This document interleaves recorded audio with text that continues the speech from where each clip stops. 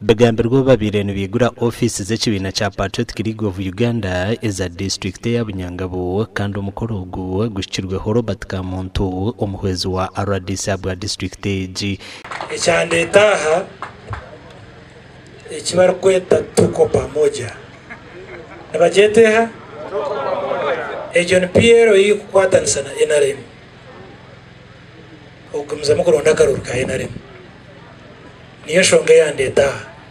kumanya kutwena tukwatanise ikindi kubasa kubagambira no kugira ngo turonda karuru karungi akobusinge Idris Muchede chairperson wa Women's League mu kibine cya PLU abwe cyanga cya Torosa Region ojokire mukuru w'ekibine cy'General Muhozi Kainerugaba ashabira abantu boko okushajika NRM ahabwe byekoriri hanga. I call upon you all to give your massive overwhelming support to His Excellency the President Kaguta Yoweri Museveni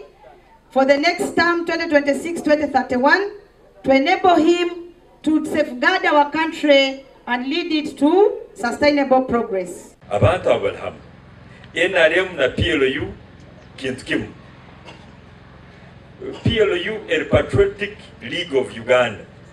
kandi NRM ni kyekitebe kyeitu itwena ekikututwara habwekyo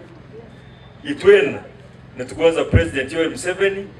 kandi tusoko mugonza tukanga mutabani nisima abantu abunyangabu nimbasaba mutangire PLU kandi zino office zanyu office nimbasaba muje muzigumizemo muje mutahanule mutugaidinge kwa twayombeka bunyangabu yitu bushaka abantu bari kurenga 200 barugiro mu bibine bindi baye gitare NRM amakuru agagasha kwa Gilbert Muhanguzi.